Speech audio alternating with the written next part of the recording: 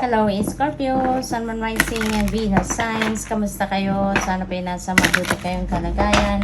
Welcome back po sa Star Tarot. Kung bago kayo dito, welcome din kayo. Thank you sa inyong support.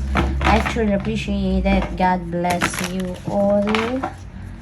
Scorpio, pauna mensahe ninyo, judgment energy. This is an important judgment call na panawagan sa inyo sa ngayon kasi maaring isa itong sitwasyon na parang problema, challenge, gano'n na ini-ignore nyo lang siguro.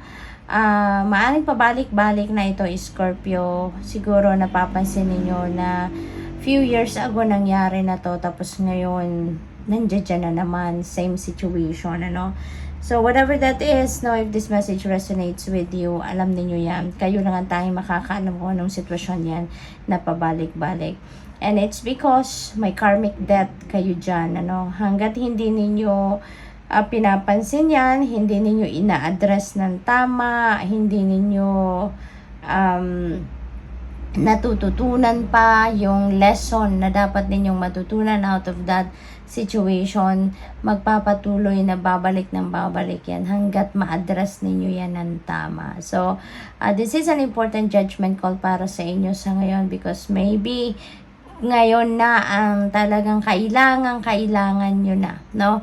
Meron akong naririnig na last call, so maaaring ito na yung huling pagkakataon na parang binibigay sa inyo ng universe na kayo ang magdesisyon para dito. Gawan na ninyo ng paraan, i-address na ninyo, something like that, no?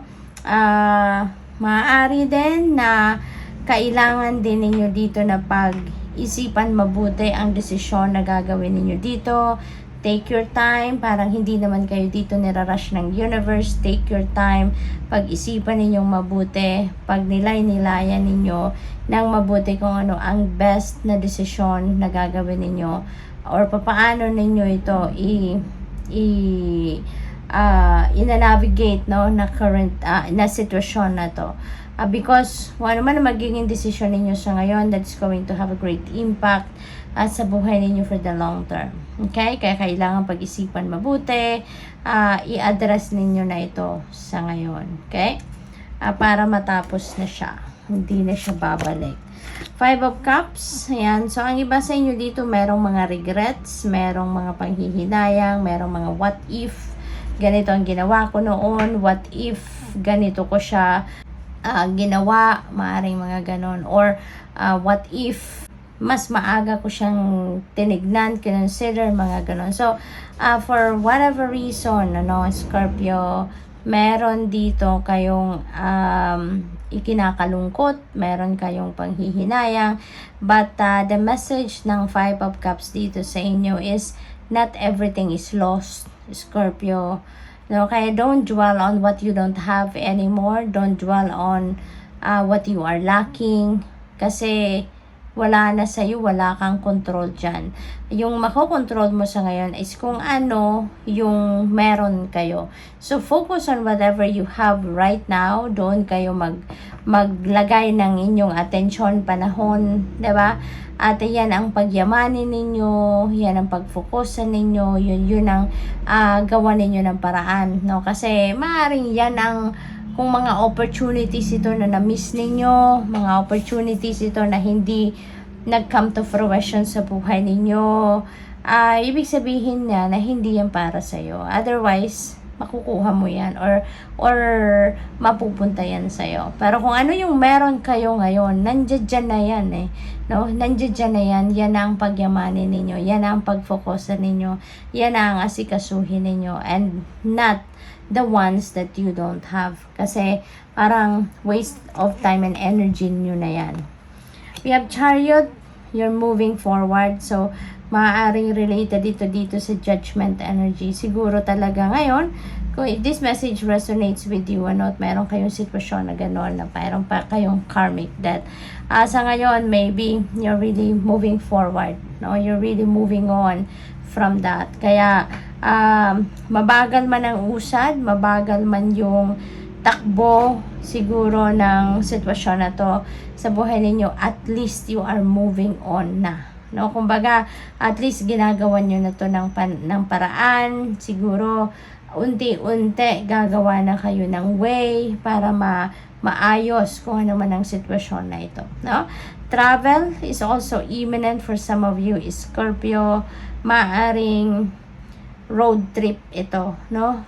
By land and travel ninyo, magdadrive siguro kayo, or maaari din ang iba sa inyo dito, baka kayo ay nagsha-shopping for vehicle, no? Siguro merong ganon na ginagawa ang iba.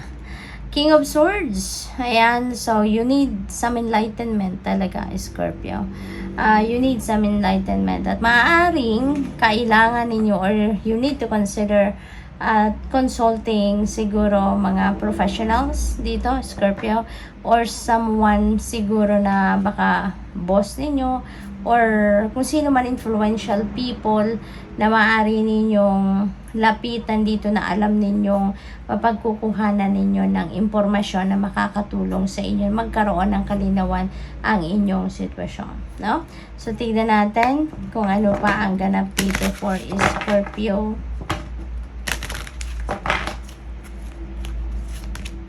We have luck, ang swerte, no? Nasa inyo ang swerte ngayon. LUCK, sabi dito, you are right to be strong and optimistic about the opportunities ahead. So this is really beautiful kasi siswertehin kayo ba, mababalot kayo ngayon ng good luck, no, Scorpio, at that could resonate, no, with any area of your life. We have Eagle. Ayan, you will soar towards your destiny with greater clarity and strength. So, makukuha nyo na, definitely makukuha ninyo kung ano yung kailangan ninyong clarity of thought. Sa ngayon, with the help siguro ng kung sino man ang lalapitan ninyo that is embodying the energy of King of Swords. So, napakaganda kasi ma-figure out nyo ngayon clearly, no, kung saan kayo dapat papunta, kung ano yung path na tatahakin ninyo. So, which is really beautiful. We have Star. Ayan, so napakaganda rin kasi magliliwanag talaga yung daan patungo doon sa kung anumang path ang dapat ninyong tahakin sa ngayon. The Star is going to lead that path para sa iyo, at makikita mo ito, no? Maaring merong mga problema na kinakaharap ang iba sa inyo sa ngayon, and this is giving you guarantee na hard times are over. Kung ano man ang mga problema yan ay malalagpasan nyo na, mahahanapan nyo na yan ng solusyon.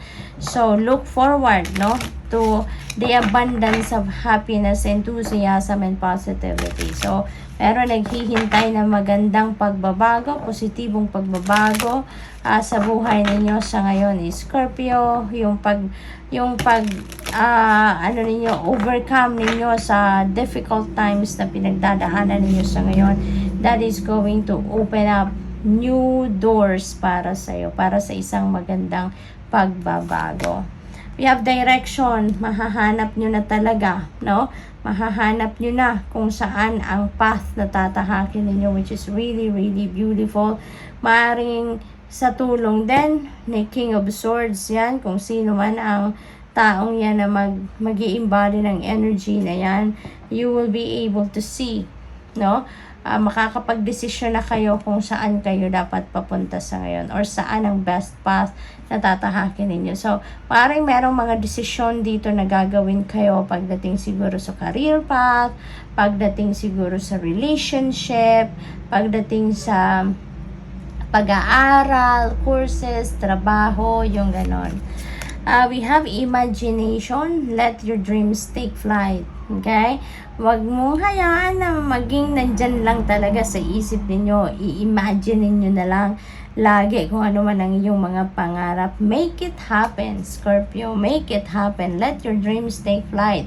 Kasi sayang naman ang idea ninyo, diba? Sayang naman ang pangarap ninyo if you are not going to do something to make it happen sa inyong 3D reality.